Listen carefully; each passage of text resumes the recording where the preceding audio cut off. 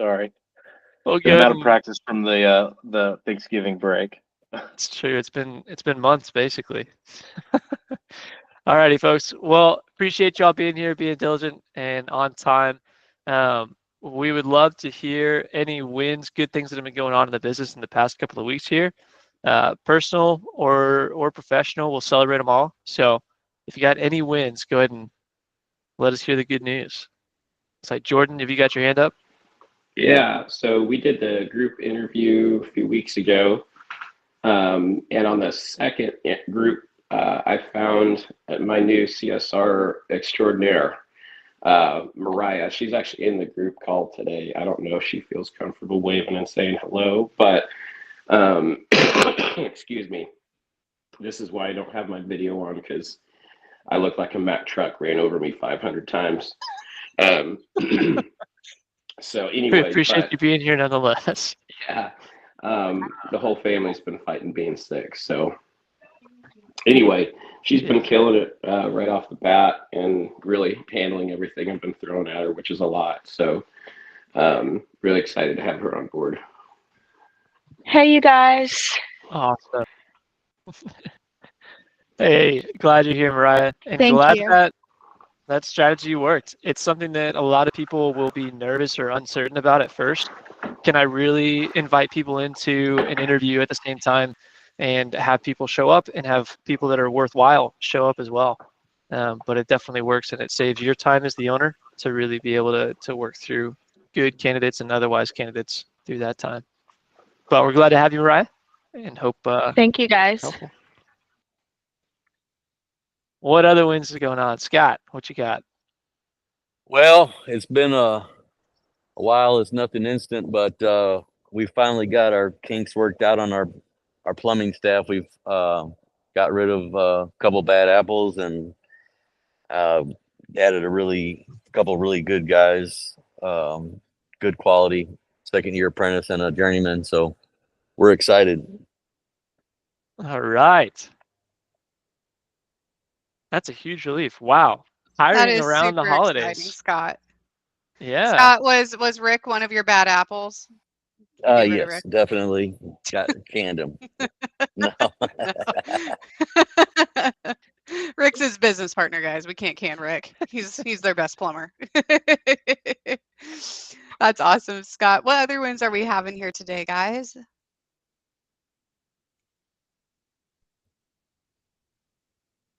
Things we learned, things we maybe conquered. Excuse me. I don't know how much of this is maybe a partial win and a relearned lesson that people may.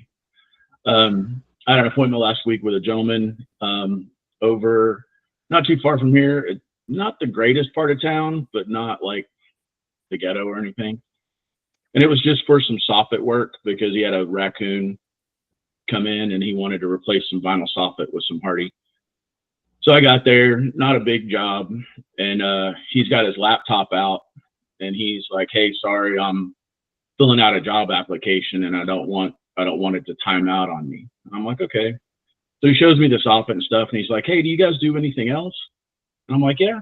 He's like, "I've got this load bearing wall in my house that can you get me an estimate on taking that out?" I'm like, "Yeah, sure." And he's like, "Oh, and we want to take the fireplace out and put in a sliding glass door. We have this view." And I'm like, "Okay, yeah, sure." So I put some bids together and I'm driving off. I've got my project manager with me, Jason, because we didn't have anything going on that day. And I'm like, "Man, that's going to be a waste of time. Guy doesn't have a job, just some little bitty stuff, not." So I sent him off a couple estimates and he's like, "Hey, I definitely want to get the soffit done and I want to do the fireplace right now." I'm like, "Okay, cool," which is like 15 grand, not a big deal. So we're in the middle of doing this and Jason calls me. He's like, "Hey man, you need to come over here." And I'm like, "All right." So I get over there and the guy's like, "Hey, we want to move our kitchen. We want to do this kitchen deal. And then we have this addition that has that they moved the kitchen to, make that in my man cave, this whole deal." And I'm just sitting there going, "Oh man, okay." So the kitchen's like 65,000. The remodel of this other room's like 25 or 30.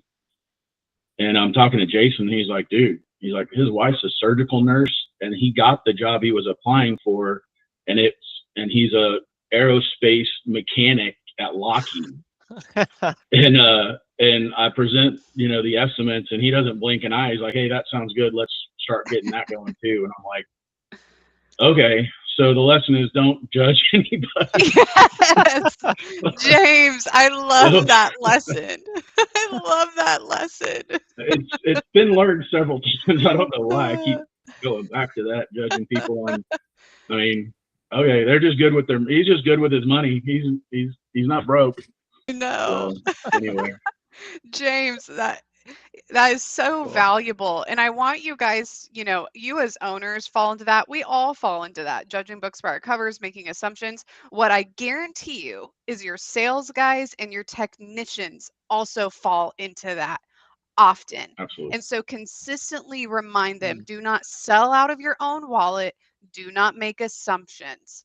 You are there to present the best and accurate estimate. That is your job, and to really build the value of it. And so use James's story as an example of that. That's awesome, James. What other wins do we have going on today, guys? Wins, good things that are happening.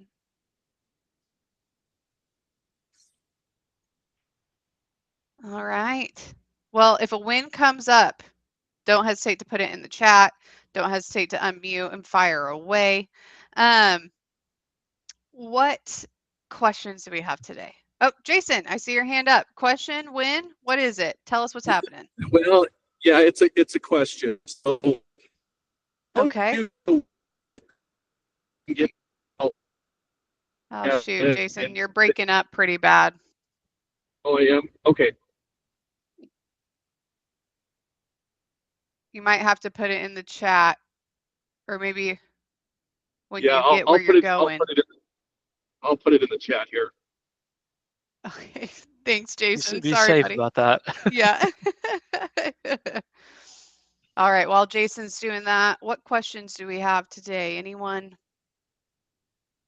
What issues are we running into? Thoughts are we having? What brought you to be present for the call today? Yeah. If we could fix one thing for the business, what would it be? And if there aren't any questions, I've got something we can go through. All right.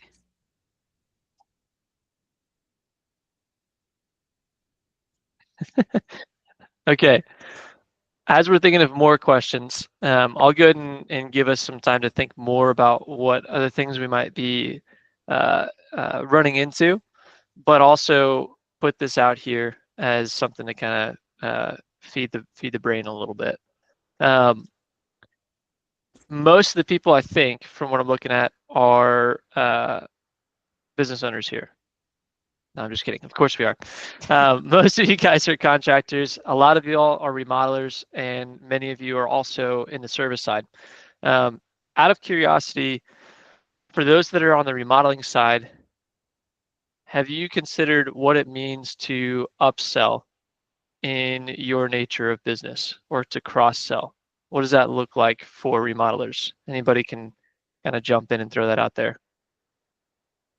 Upselling or cross-selling as a remodeler. And I'll ask the service people as well.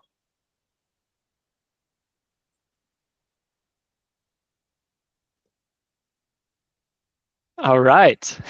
So I'll say. Tough crowd. Go ahead. Can you hear me? Yes. All right, good. Yeah, I guess I just did. I do plumbing and HVAC, so I'm not necessarily a remodeler, so to speak, right? But yeah, I mean, an example would be like customer wants to finish his basement. I'm down there looking at replacing some shutoff valves and stuff. And then he had mentioned about waterproofing. I'm like, yeah, I got a guy for that. So it's like, it's a guy that I do work with, but then it kind of puts him in the forefront for me, because like now I called him on the phone and said, hey dude, I got a customer who wants to do waterproofing. And he's like, oh, I'm glad you called me. I completely forgot that I should probably call you about this other job. And so it kind of works out that, all of a sudden now it's like, now I have this guy and then I'll have another job to do possibly, so, I guess that's an example, right? Of, Yeah, definitely.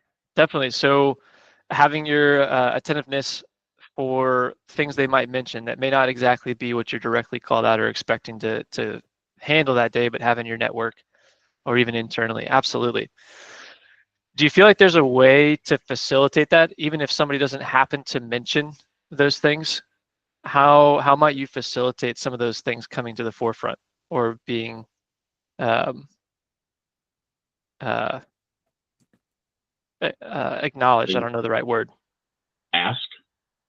Yeah, absolutely. And you're done pitching your stuff or you're done talking to them, just go, hey, you got any other projects you've been thinking about doing? I can, while I'm already here, and and just kind of see how that turns out, which is something what's your intention another for the lesson I need space, to learn. right?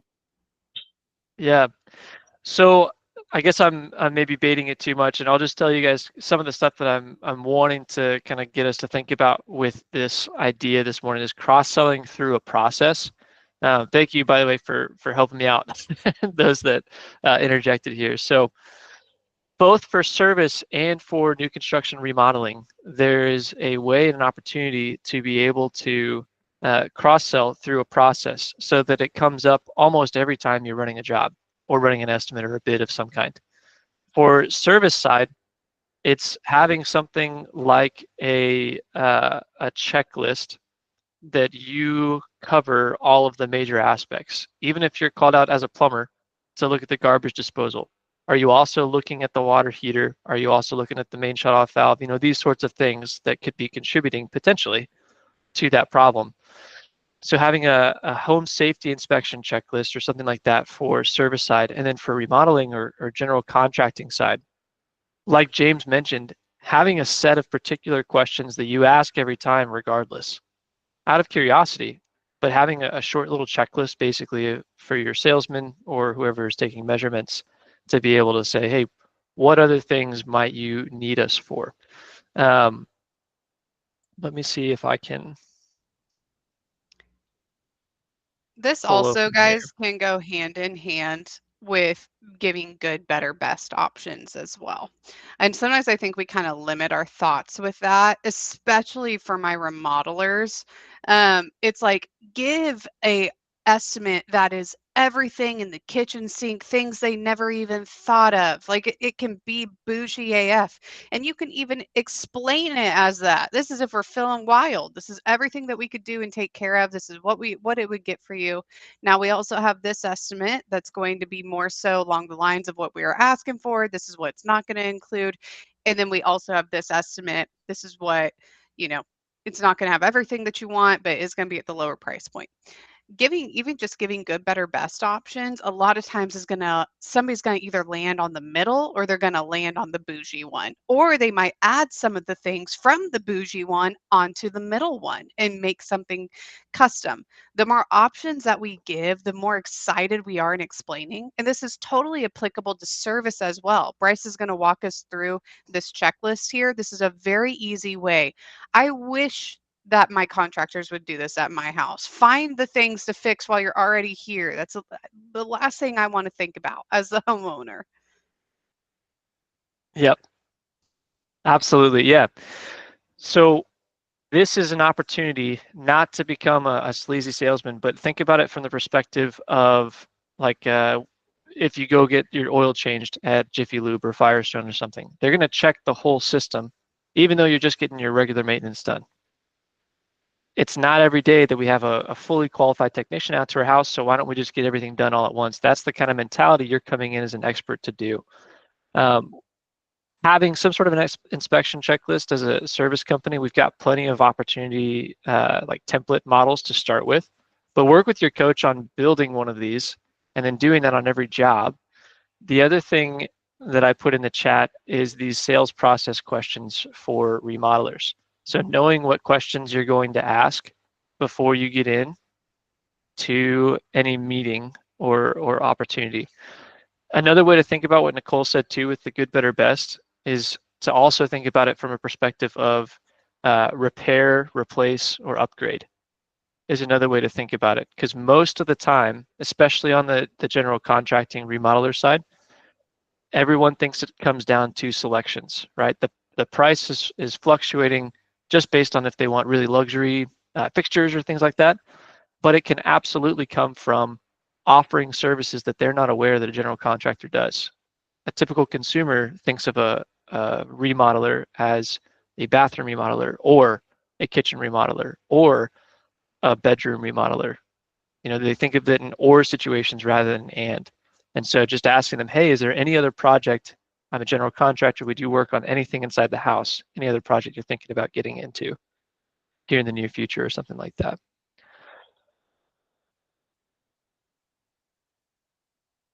So I put those two things in the chat to be a starting point for some of you guys to maybe make it more of a process rather than a hopeful opportunity, and also to buy us a little bit of time and giving some opportunity for thinking of questions. So if that spawns some questions, or if Chris, I think you had maybe a separate unrelated question, that's fine too. But we'll go ahead and transition back into that. Well, I was just talking about the upselling thing. I think I don't target it from a standpoint of like, all right, let me flip the upsell switch. While I'm in there, it's kind of like a multifaceted approach where, okay, this is what it's just a common sense. First, you got to think for yourself, like, who are you talking to? Have they done research? Do they know anything about this? Or are they just looking on Pinterest or saying like keywords on like, this is what I want, this is what I need? You have to identify like, they know what they want. They've done their research. They've talked to people, or they're just throwing out ideas but they really need that guidance for you to tell them. So like going through A through Z with everything and, hey, like this is going to be like last night I was going over a kitchen remodel with a lady and she didn't want the microwave over the stove. Oh, that's a hard no. I can't stand it. Okay. If that's what you want, then that's fine. But because the microwave wouldn't fit anywhere else reasonably, now we're having to do cabinet changes, countertop changes, thousands of dollars. And I stopped her. I said, hey, look, I know that you didn't want about the microwave, but you're going to spend $5,000 because you don't want the microwave over the stove. Like, so let's talk about the reasons that you don't want it.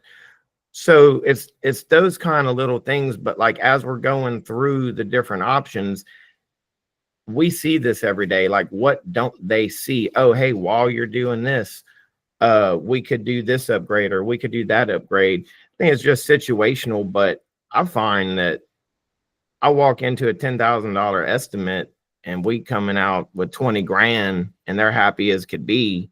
I mean, it's just and letting them know, like, as you're saying these things, hey, from experience, people are doing this, people are doing that, all of these little things. And it lets them know that, hey, this person knows what they're talking about, they're experienced. And like, I think it kind of motivates them to do that because you don't want to force it on them. You want them to want it. Absolutely. The more in control that they feel over that decision, is absolutely the best way to go about it. And the excitement that you bring, the more options that you give, the more that they're going to feel excited and the more they're going to be likely to pick something. So really appreciate that, Chris. And there definitely is always room to add something, to do something else. I know the last time I hired a plumber, it wasn't the next day. So he came in the upstairs bathroom. The next day I go into my downstairs bathroom and my toilet seat, it like completely is broken. I had no idea.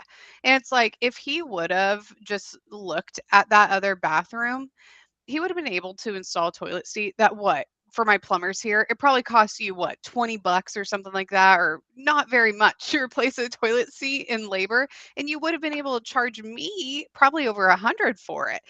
That's a great way to just add to that ticket. And here's the deal. I'm not going to do that myself. You're not being the sleazy car salesman. This is something that needs to be done.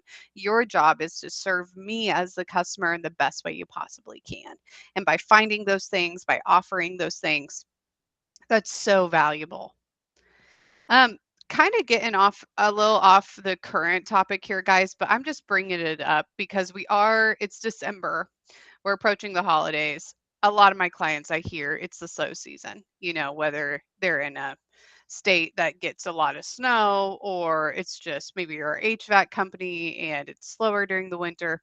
And I'm just a little bit curious if anybody is right now kind of feeling like my leads have slowed down, or maybe you're feeling like, oh, I'm having a harder time closing people. Like I'm given a good amount of estimates, but I'm just not seeing that many come through.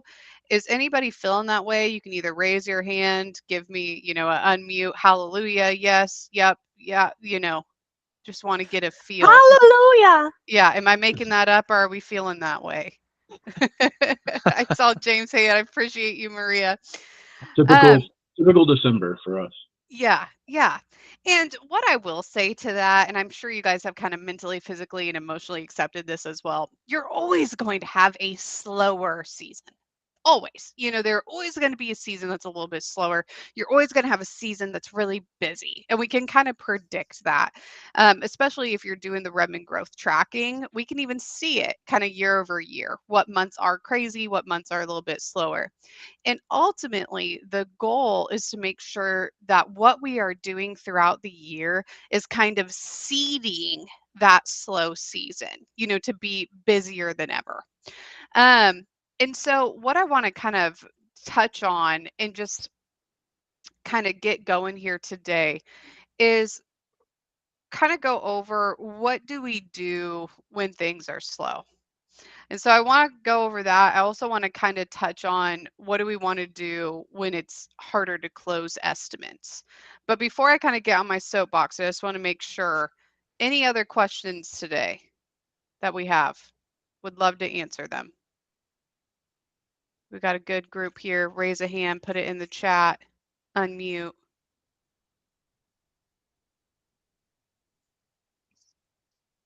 Anything? Okay, see hand up, Remodeling Wizards. What's happening? Hi. So our Google business profile was suspended for a while and we just got it back and we're very excited. We actually had to create like a new profile and we're starting from scratch. And I was just wondering if anyone had any suggestions for what they would have done differently if they were, with their Google profile, if they were starting over again, like how would they approach it? I'm just wondering if there's any tips for doing that. I'm going to open up the floor to any clients because I'm guessing you guys can predict what us coaches are going to say. Probably verbatim can predict what we're going to say. Any clients have some words of wisdom? Jordan. Get reviews early. Riley. Yes. And Riley, if you're here and I don't know if you're driving or something, could you started with us and it was a brand new listing. I don't think you really had any reviews. Could you tell kind of the story of where you were at then and where you're at now with it?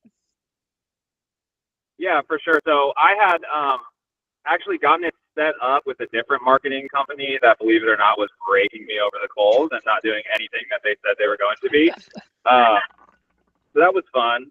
But thankfully Redmond saved me in that respect. But yeah, so we had it all like the Google guaranteed and stuff, that was all set up. I thought it was running great. But of course, like the biggest thing was, all the SEO management, none of that was being done. And then, the stuff with, the website and having all of those like keywords and, search words and all that stuff. So my listing wasn't optimized at all. So certainly just the fact that you're with Redmond, I mean, that alone is going to be huge. But, we started out with maybe like 10 or 11 reviews. And when I started with Redmond, just really started pounding the reviews and getting those stacked up. And then I think maybe the first 4 or 5 months, our leads were really sporadic and not consistent. And then when June hit, June was about 6 months with Redmond for us. We we saw a massive uptick in leads, like 300% a month more than what we were getting. So, you know, the big thing is definitely the reviews certainly help. And then I think some of the things we've seen, Nicole, that have helped our listing is just making sure we're staying on top of, you know, service areas, and whether it's zip codes or if they want to see counties or towns, and just kind of seeing like how that plays out and being reactive to whatever, you know, Google wants you to do for your listing and stuff. But I think the biggest ticket is you're on the money if you're working with Redmond, which apparently, obviously, you are. So, but I think it's just generally just management and making sure, you know, everything's up to snuff, and changing things if Google wants it to be changed, and just kind of keeping up with their requirements and such. I don't know if that answers the question, but. Yes. No, it definitely does. And I think it was around the 6-month mark where the term that Summit Home Solutions that Riley wants to show up for is bathroom remodel Omaha. And around that 6-month mark is when we started to see him budge into the top 3 on the map section of Google for that keyword for bathroom remodel Omaha. And so but if you look at his listing, he has 54 reviews on it. So he really put the pedal to the metal with getting reviews, because that is the number one factor on ranking outside of us just simply making sure that it's set up correctly. And just so that you guys know, he's not blowing smoke here. If we look at his Google business listing, he has 54 reviews. If we look at the performance just for November alone, his total interactions for the listing is up 118%. His call volume's up almost 88%, and his website clicks is up 514% this November over last November. And so kicking ass and taking names there. And the good news is, and kind of what Riley was talking about here, is how you're doing with this listing and your reviews is going to directly impact your Google local services as well. And so it's killing 2 birds with 1 stone. Those are the 2 primary places that you're going to get leads. And so the efforts that you're putting there are so dang worthwhile. Jordan, Stacy, I see your guys' hands up. I would love for you guys to jump on here. The going on with like the leads. So with like the automated send out is great, but I have the Google review campaigns.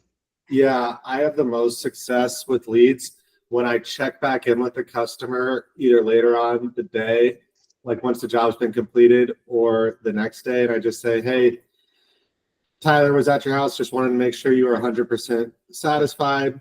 And then, you know, they usually say, hey, yeah, he did great. He was very polite. He was on time, X, Y, and Z. And then I say, great. I'm so happy to hear that. We, you know, as a small business, reviews help more than anything. If I send you a link right now to our Google review, would you fill one out for us? And they, 99% of the time, they say yes. And I send them a link directly to their phone from my phone. And it's like that personal interaction. If they just see it as like part of the invoice email, it's probably easier to brush over. But if it's like directly sent from my phone to their phone right after a conversation where they just said we did a good job. And sometimes I get caught up on like the big jobs needing the reviews. I get more 5-star reviews on little $150 invoices than I do off of $10,000 invoices. It's like those are the ones where people, in my experience, respond more often. Jordan, I'm literally we record all these calls. I'm literally going to take what you just said. I'm going to clip it. And anytime I have a client that's not willing to call past customers for reviews, I'm going to make them watch that clip. Because if I could get every single client to call past customers, and the closer you are to wrapping up that job, like if you wrapped up that job, if you call them the next day, have your office person do it. If you have an office person, we have a review script. We have a literal script that we can give them where they're just checking in. One, it looks phenomenal. It looks like you guys give a damn, and you do give a damn. And then it segues so easily into asking for that review, texting them that link. And I also love what you said, Jordan, of don't feel like you have to get it on these like big jobs or these ones that you were excited about, you are going to always be so surprised about which customers leave reviews and which customers don't. So ask everybody unless you know it is a negative Nancy. If you know that this person's never going to be pleased, let's not ask them to tell the world why. But looking at Jordan's company, Electricians Near Me, they've been kicking ass with getting reviews as well. They have 104. If we look at their performance, first off, if we just look at this chart, bam, look at how much November's grown, or how much more traffic they got in November after they've been really getting after these reviews. Their interactions are up 100% this year over last. Call volume is up 88%. Website clicks, 108. That's significant, and it's because of their diligence that they're doing, and it's directly impacting their Google local services as well. So, Jordan, you got me pumped up. I'm excited. I am going to clip that soundbite and use it in the future. Aaron, I see your hand up. I would love for you to tune on in, join in. What news do you have? So I have a question first. What happened? Why did it get suspended? For remodeling wizards? Yeah, the funny thing about Google is they don't really tell you. They never send tell you you. a list of like 30 things that you could have violated, and we weren't really we think it's because we listed the address of our virtual office as our home base, and you're not allowed to use virtual offices as an address anymore. That's the only thing we could come up with. Like, I looked through all the things that they said were potential violations. So we took our address out of our listing for this go around. So hopefully we don't get flagged again. But it's been like, Google doesn't, there's no one to like talk to at Google. You just have and there used to be a time where you could talk to Google guys, and it was even more frustrating than it is now, because all they would tell you is that your listing is suspended for quality issues. And if you'd ask them what the quality issues are, they would tell you the issues are of quality. And you're like, I'm going to shoot myself. This is insane. Like, they will not tell you what's going on. And so trying to play the game of like figuring it out is kind of a fruitless activity. What we do know is that virtual office spaces do often cause a listing to get suspended or just simply not accepted. Like, they just won't allow you to create a listing with that. Same thing with PO boxes. We've also seen Google crack down if your listing is at a residential address. A lot of times they don't want that address to. They'll allow you to use it if you can verify it, but they're not going to allow that address to be like public on Google. They're going to want you to be a service area. And just to let everybody know, if you go to change the title of your Google business listing, the address or the phone number, there's a good chance your listing is going to get suspended, or they're going to want re-verification, or both. And so just really talk to your coach before doing any of that, because we'll want to balance kind of the pros and cons of it. And so those are all things that we can see get a listing, suspended.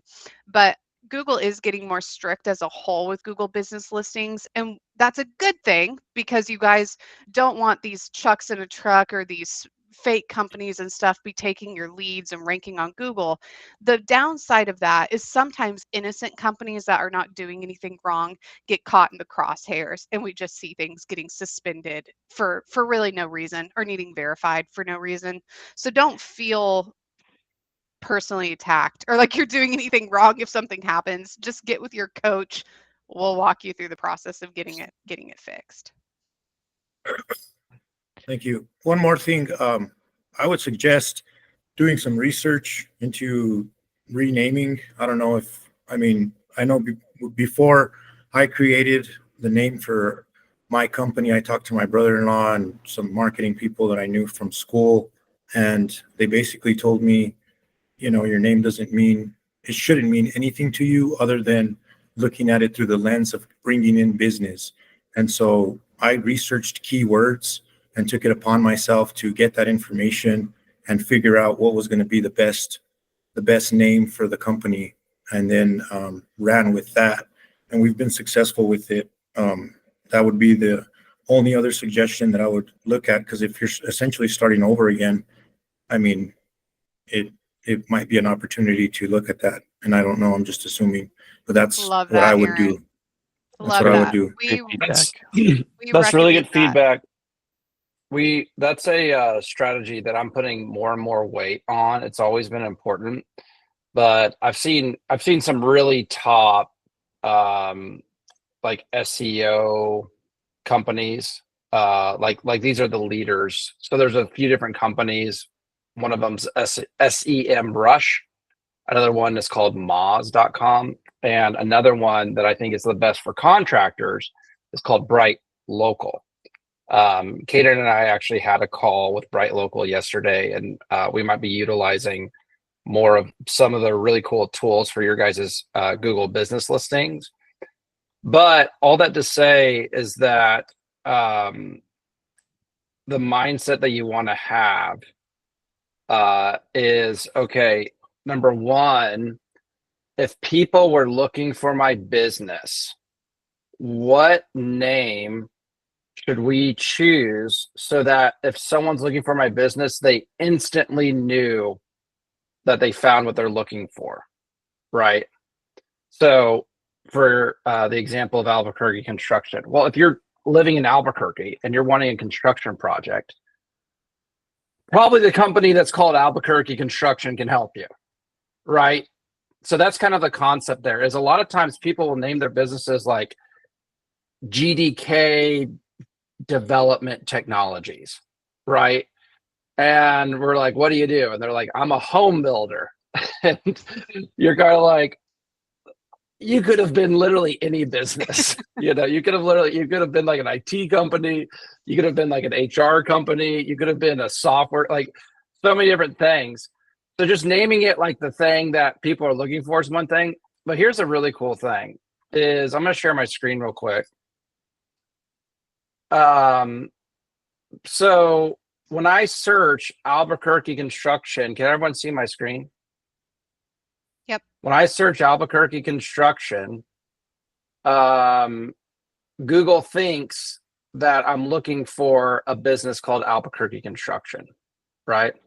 So this search has like 320 monthly searches, and we have Albuquerque construction at the very top right there. He doesn't even have the most reviews, but he's at the very top, right? How does he do that? It's the name. And then we have him right here. So the strategy is really important. And if maybe you heard me share and you're like, oh man, I may be one of these, JDK development properties type of companies. I feel like that's in my name. What we really encourage people to do is to get a DBA, doing business as, some states will call it like a fake name or something like that. Name. Yeah, fictitious name. And so that's usually under $100 to change, and you can do it very quickly. And that way, if Google ever suspends your listing for a naming thing or anything like that, you have the actual proof from the state. No, we actually are going by this, and Google will allow you to do that. Yeah, there's a few different examples that go to my head, but I don't want to belabor the point. So I think it's really good. It's an important marketing thing. And it's really important to make sure that people just instantly know that are looking for your services, that they found you by your business name. What's up, Jordan? I was going to add to that and ask, excuse me, I'm still fighting this stuff off. So I was going to say what Travis tells me all the time, to obsess over reviews. Getting as many reviews as you can, and not just all at once, but regularly get reviews too, because that does affect our Google rating quite a bit. My question was, I wanted to ask if there's anybody that has some tips and tricks that have worked for them to help increase, like when their technicians are out, getting reviews. And seeing that more consistent with them. What was the question? How to get more consistent reviews from techs? Yeah. Sorry, I realized after I asked that was not well You're put good. together. You're good, man. I think I got it. So, yeah, who else has problems getting like using their team to help them get reviews? And Anyone else have this before we problem? jump into that, Jordan, what Jordan with electricians near me, what he said earlier about doing the follow-up calls the next day, like having your office staff do that. Of course, we want your techs to be asking too, but what we know is that typically it takes asking a couple of times. And so having that be kind of like plan A is your techs asking, plan B is your office person calling, and then plan C would be having Rub and Growth run a Google review campaign. If we're hitting it from all those angles, you're doing everything you can to get those reviews. But yeah, would love feedback on how to get techs to do it. Yeah. So whenever I see a business, so I see typically two kinds of businesses. I see a business where their techs get a lot of reviews. And then I see it could even be in the same industry in the same city, right? I see other businesses where they really struggle to get techs to leave reviews. And for the businesses that really struggle to get techs to leave reviews, there is often a bigger issue there than just the review thing. It's often an issue related to like management, or maybe the guys aren't used to being in a culture where we're asking them to follow stuff and we're holding them accountable. I think the biggest thing and the most important thing in order to get other people on your team to help you get Google reviews is to add accountability to that process. For example, I work with a heating and air company here in town. I've been working with them for a long time, like 5 years, and they've grown immensely. Now they're starting a plumbing division. They're also starting a remodeling division. Really cool stuff is happening. But in the 5 years that I've worked with them, they've only been able to get 236 reviews, which is great. It's a lot more reviews than they had. But when you're talking about HVAC in the Tulsa area, that's actually not very competitive. There's a lot of HVAC companies that have even, 500, even 1,000 plus reviews.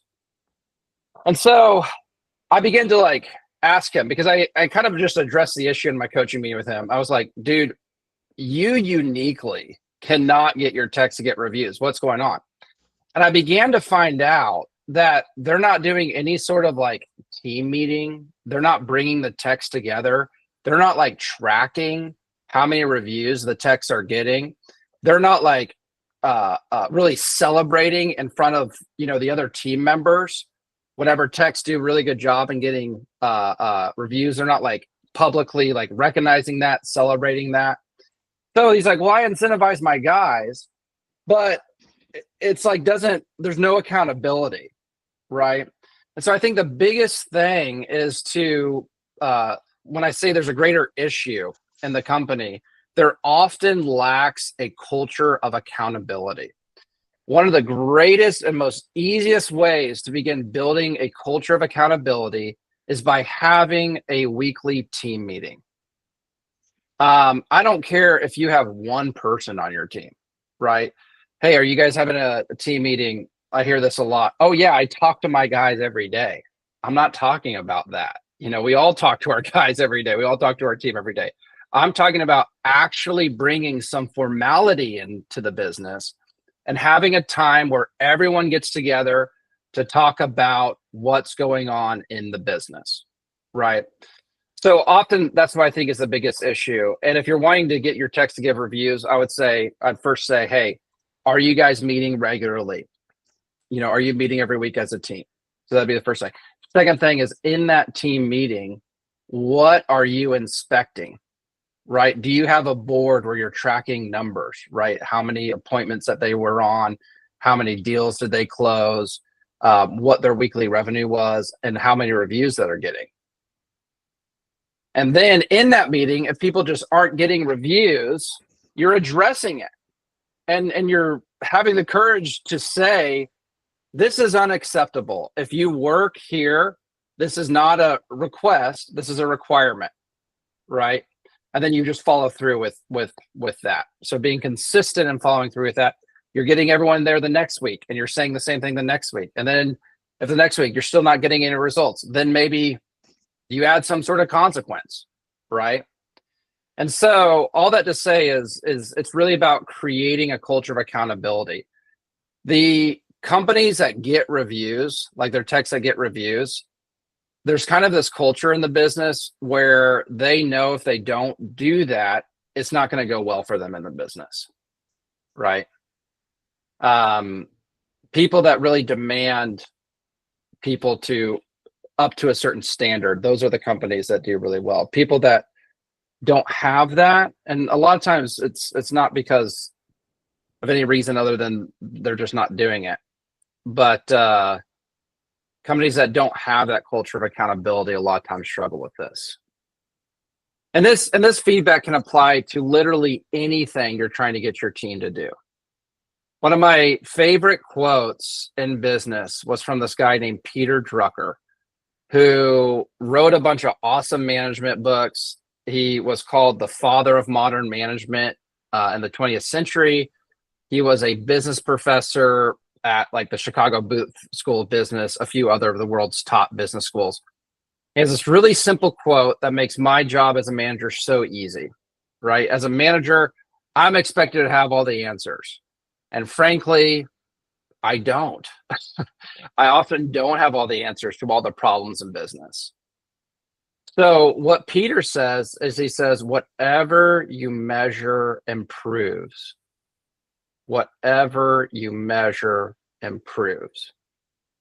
The reason why I love that quote so much as a manager is because it tells me that if I don't know what to do, if I just start measuring stuff, measuring core activities, I start measuring my revenue, I start measuring my leads, I start measuring how many reviews people are getting, and I start tracking that, and the people that are on my team know I'm tracking it, right? And we're reviewing it together, that will always begin to improve.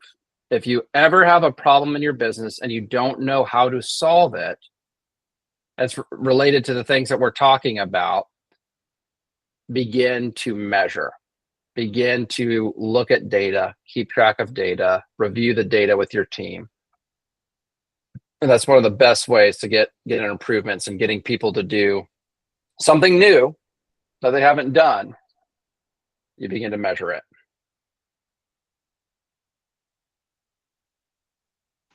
That's good, Robert. It's really good. Jordan, do you do a weekly team meeting of any kind? So yes and no, because I have been at like multiple different stages this year, and so right when I let go of my office lady, my wife and I started having to manage all the CSR work and lead management and conflicting schedules, and it was really, really difficult. And Bro, I are you didn't like battling it. pneumonia over there? Yeah, well, no, my son is. We Dude, had to put I am him on sorry, man. antibiotics. Yeah, but Yeah, I'm I met here. with you just on Tuesday, and you sound like a different man on Thursday. Yeah. Well, I was sick then too, but like my voice keeps going back and forth. It'll be okay It's one okay. minute, and then We the just want to next make sure minute you're okay. it's Yeah. gone like Donkey Kong. The next minute. So,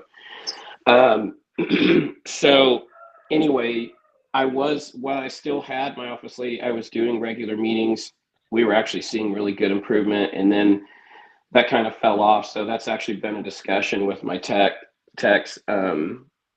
Now that we have Mariah back in the office, because it really does free up a lot more of my time to do the things I know that I need to be doing. And honestly, when I kind of the way I measure good advice is if when I first hear it, there's almost some resistance, because it's like, oh, I know that it's probably something that I'm not doing that I should be doing or I need to be doing. And so I was feeling that a bit whenever you were talking, and I knew right away. I was like, oh, that's it. And I'm sure there's other That's things we can do. really, I really admire and respect that, because a lot of people don't think that way. And if you can think that way, first of all, it takes a lot of maturity. Secondly, you will absolutely grow if you hang on to that mindset. Like one of the greatest, I think, character traits or qualities for someone to have if they are to continually grow and grow and grow is being coachable.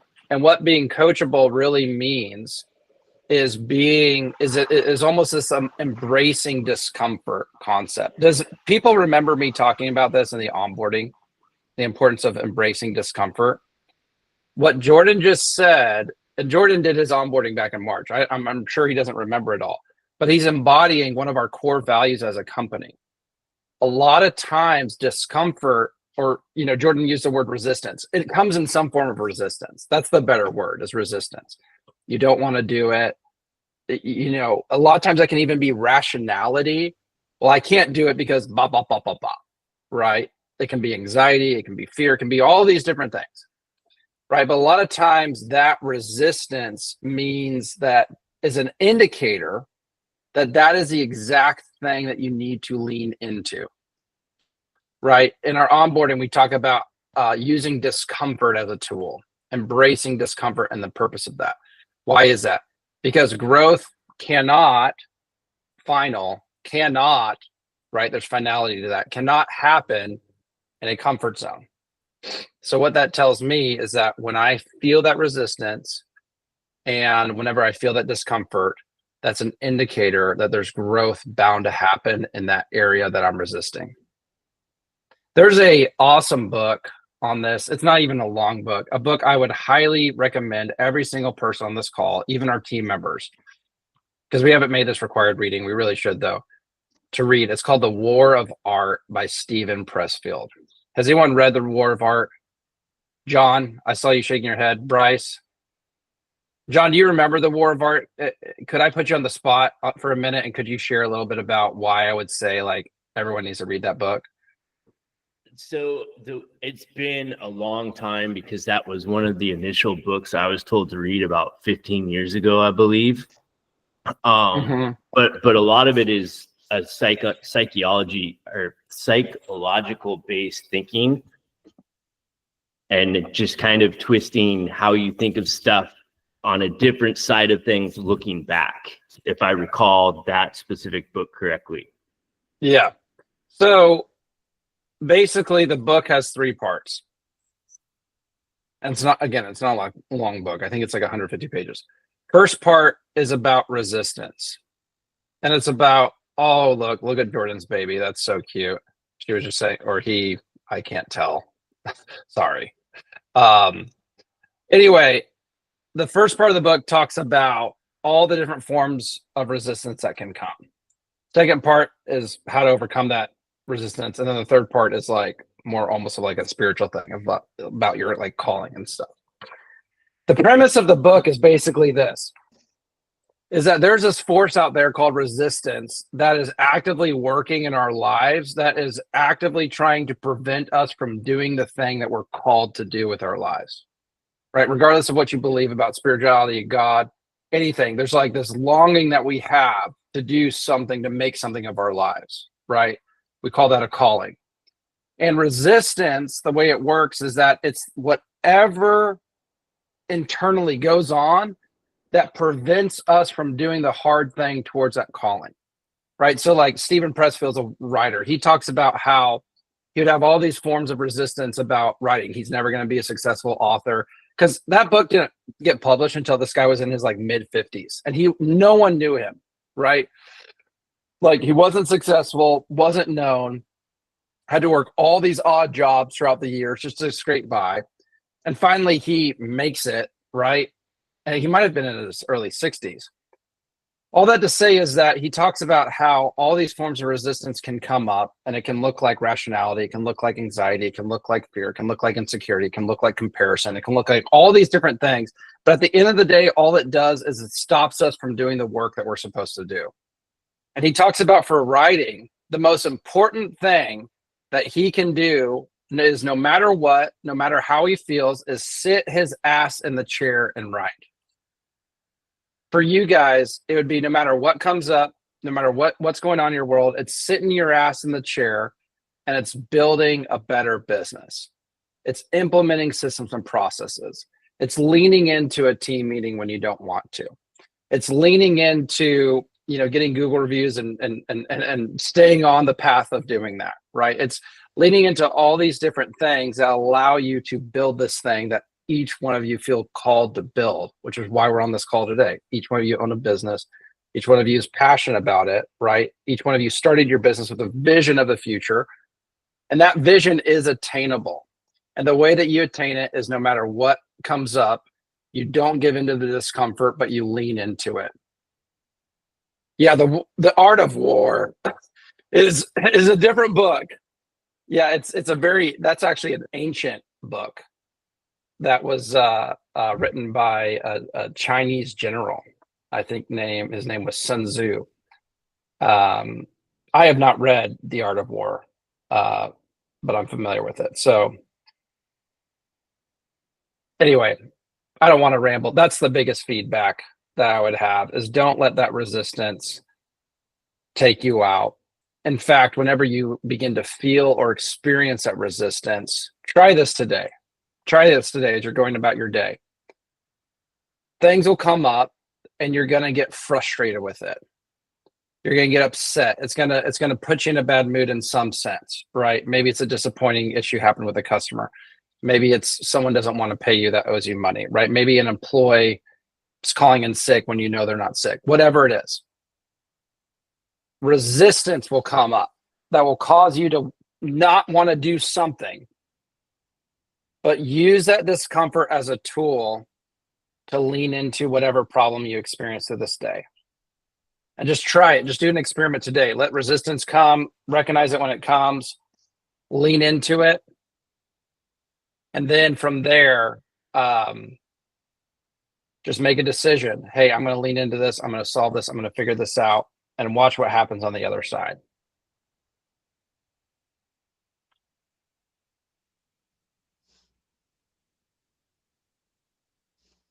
Awesome.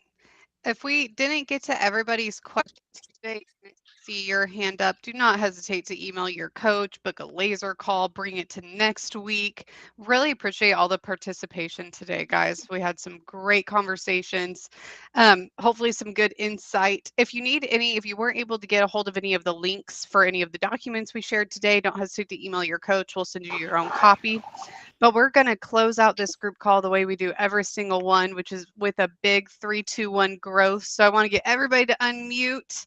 I want to see the microphones coming off. And then we'll do 3, 2, 1. Growth. Growth. Guys, have a good week.